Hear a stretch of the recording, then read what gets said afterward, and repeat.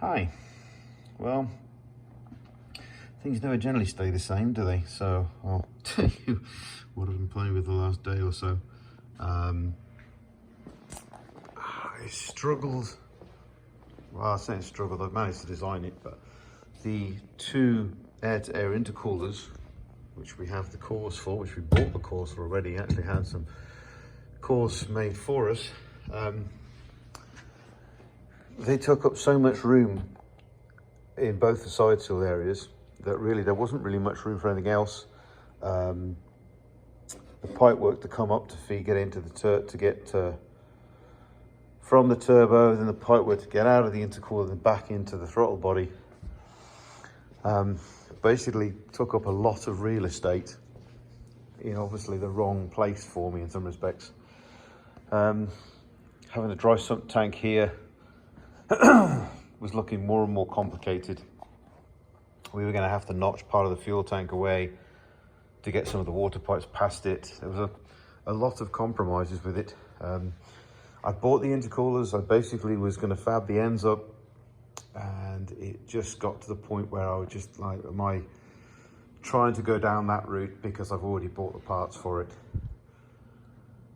Is it worth looking at something else? So I looked at, excuse this stainless steel and wood mock-up, but I have some room or some real estate area in front of the motor there, which realistically the only thing I was putting there was a Y divider for the fuel system to go to both of the fuel rails. Not much else is going to go there. Now here was going to be a dry sump tank, like I said, but that was just getting more and more complex.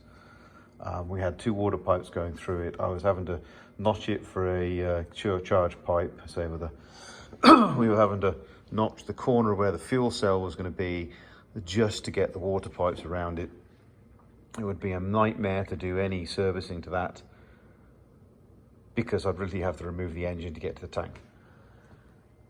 Not a favourite job, not really something I want to do, and I'm really making my life more difficult later down the road, should we say. So, just toying one night and having a look, I wondered, the Hennessy Venom, I think it was called, which was the Lotus Exige with the twin turbocharged S in the back. It had barrel coolers, so basically imagine these blue items here. It had circular water to air coolers. Obviously that's the water tappings. So I started looking into those. So I did a quick CAD simulation just to ease my mind, and basically we had a look at what I'd have to do to fix it in. So these are the two circular coolers. They have what's basically not a bar and plate, they have more of a radiator style entry in here. So it's got individual sort of cores going through it instead of all the way across. A bit awkward to show, but basically it's a slightly different diameter of bar and plate.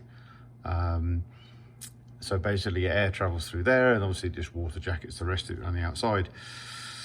So two mounting brackets here that I can mount with the front bulkhead, and then we obviously turbocharge from one turbocharger into one cooler, and then if we, let's go to the third picture, oops, let's go there. So one pipe going in for the turbocharger, then comes out, does a 180-degree swing, goes into the opposing throttle body. Same one here, in the turbocharger, then a 180 swing back in. So we'll change banks with the charge cooling as such. We go to 3, boom, boom, boom, back to there. So the turbo round back through the throttle body, which isn't drawn straight into here. Now, yes, I've added weight further up in the chassis, which I've always tried to avoid, but it looks like I haven't got a confirmation the exact weight of these charge coolers, but the weight of the air-to-air, which I say is a bar and plate, so it's not the lightest thing in the world. Each side, one of these, you can hear how heavy they are. Each one of these is going to be close to 8 and a bit kilos. They're about 7.7 kilos at the moment, but by the time we welded and added the tanks, I bet they're going to be 8.3 kilos or thereabouts, especially with a kind of a bullet end. The only way I could get these in was to have basically a flat plate in the end with a bolt-on section for one of the outfeeds, because I literally couldn't get it in inside there without actually being able to have a removable end piece that's flat with the top of it because of basically this bar. So push come to shove, they're going to be, say 8.5 kilos times 2, so you've got 17 kilos in weight. And yes, okay, the weight's down the bottom, but it's still 17 kilos. These, not bar and plate, they're tube and fin, that's what I was thinking of. The tube and fin intercoolers, or shall I say charge coolers, are considerably lighter. There's not thick bars in there, so I have yet to confirm exactly what it is, but one of the websites has quoted for one of them that is about the size I want. They're about foot long for the cooling section and about 5 inches in diameter. I did a quick non-virtual mock-up with a couple of pieces of 3-inch stainless tube, and obviously just some wood to replicate the outer shape where would be an interference. Now this throttle body here has a cruising amount of room, but this throttle body, because it's not symmetrical, this sticks out a little bit this side, but I'm still clear by 5mm, even with a 5mm bracket to there, so I have clearance. Fuel rail there. Okay, we'll have to put a banjo on the one side and the feed there, which is annoying, but I suppose I could just put, actually, yeah, I could probably put banjos on both sides. Yeah, if I put banjos on both sides, it'll balance it better off, so yeah. So we'll just get 2 8 ORB O-ring fittings to banjos just to make the feeds balanced. But yes, I have room. Now the straight pipe that'll come from this turbo here, that'll go to the top one, leaves me enough room, luckily, to put a water fuel swirl pot. This is obviously the wrong orientation, but it's just an old one I've got knocking around.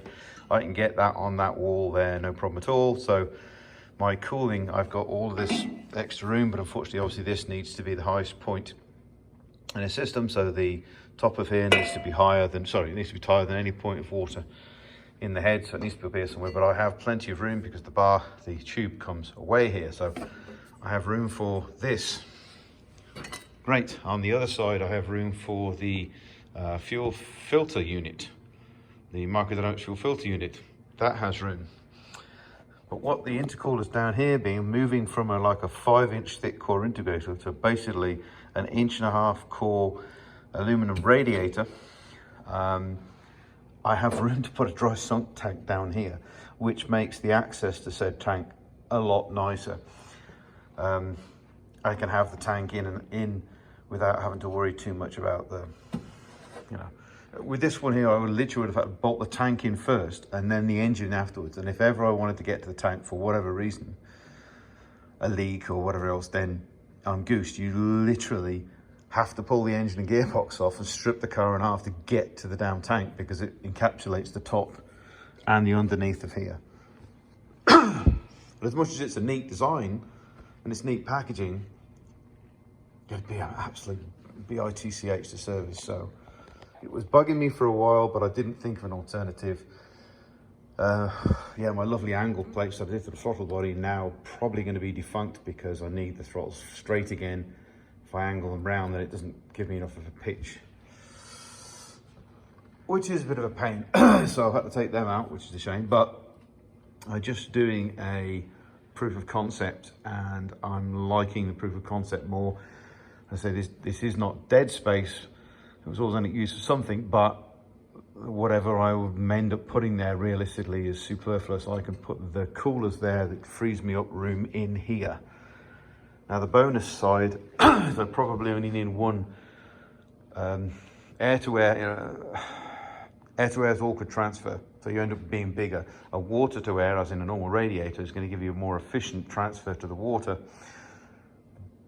but it doesn't need as big. I can probably get away with one. We'll try one to start off with. I can add a second one on the other side if I have to. So I can add 2 water radiators and just we'll plumb them in series if anything else, come to one and then fire to the other if I don't have to go and don't get the temperatures I want. But I could just put one radiator in here, so it's thinner, allows me for the dry sump tank. But what it does do down on this side, it frees all this area up. So I can put the air conditioning condenser radiator in this side. If I wanted to, much as I've moved around, I could theoretically put the oil cooler on there. Yes, I could actually. I could put the oil cooler in there. Yes. Problems you suffer with, you're actually trying to get the best that you can out of the car. But as soon as you modify one thing, you realize there's other stuff could then take advantage of it. So I could put the oil cooler in here, but I don't think that's going to be as desirable as there, because I'm always promoting airflow through the back. Anyway, yeah, so, but there's room to play in that side. I like the gearbox cooler, the little gearbox cooler this side. It keeps the plumbing kind of nice and short because the thermostat and the pump's there, so we'll leave that there. But yeah, we can put the air conditioning condenser there. There should be enough room. We can put that quite high. The liquid receiver for the AC system could also go up here. So yeah, things might be changing again. That's lovely intercooler cores. Yeah, may end up selling those. So to pay for said 2 barrel coolers. The really nice barrel coolers that I've seen are going to be more expensive, of course, but they're not that ridiculously expensive. So 2 of them are still probably going to go equivalent to like a Holly base plate that has the intercooler underneath it, which I'm just never going to fit in with that system. So realistically, this I think would be a almost equivalent in price, but effectively a better option as far as packaging is concerned. Did think about putting a big square one here, but that meant the wastegates would have to be moved. Yeah, that in itself, not a biggie. We can chop this off here. We can just pie cut it and turn it around, and then run the wastegate instead of nice and horizontal. The outfeed, we just run it straight back into the 4-inch tube that's coming out of turbo. But that's movable. That's not a problem. I'll sacrifice the top of here and we'll churn it out if we need be, but I don't think I need it now. We're just going to do like a 180 bend into there. Yeah, everything's in flux until it's finally assembled and running. But if I find a better way of doing something, then I'm going to try it. I'm definitely going to try it. And it's going to free up me space in here, which is just, yeah, I think that's going to be better off. And like saying, if I have to do 2 radiators, one either side, just to add extra cooling for those intercoolers, then it's not really that much of an issue. I'll size the air conditioning condenser basically, so it's not a problem to offset it back. Actually, put the condenser in front. I can't remember. You probably put the AC condenser in front. So, in which case it's even easier, because then I'll just drop another radiator behind it. So yeah. Ultimately, when you're drag racing, turn the bloody AC off. So yes. Anyway, yeah, the place is kind of filling up. It's winter now, so winter cars are in here, but maybe at some point we'll get my nice trouble garage at the front, and I can get rid of the winter vehicles and free up some space in here, but at the moment it's getting pretty crowded.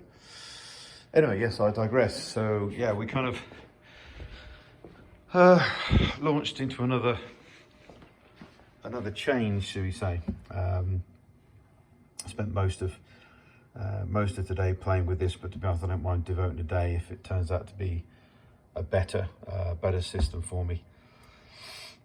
Yes, it's probably less 90-degree bends, albeit the intercoolers are down here. When they were down there, they were kind of sharp and hard bends to get in. So in some respects, having the straight flow through those, I've probably removed a little bit of the pressure buildup or the lag that the turbos will have due to the intercooler setup. As much as I've got a 180-degree bend here, at least it's big and round, not necessarily a huge chunk on the side of the intercooler that's going to try and flow the system down. So I think it's probably going to give me less back pressure to the turbo, should we say, or less pressure loss as such.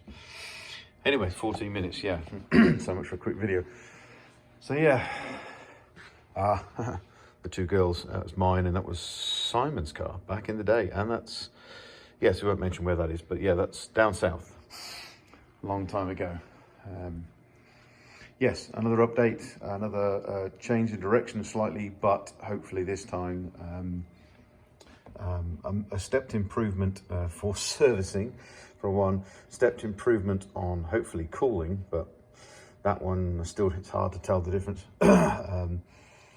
But at least it's a little bit more accessible, and I can move the oil tank to somewhere that's good. That's probably the biggest improvement, is basically kind of, instead of having some weird oil tank there, I can actually have a normal round oil tank here on the top half, and then I'll run a square bottom anyway, just to a baffle square bottom, just to give me some extra volume, because I don't want to use all of this height, because obviously I don't want to get too close to here. So we'll just use we'll put a filler here, so the filler will probably be just inside there, but we'll use that whole height as such. But anyway, there we go, another update. Speak to you all soon.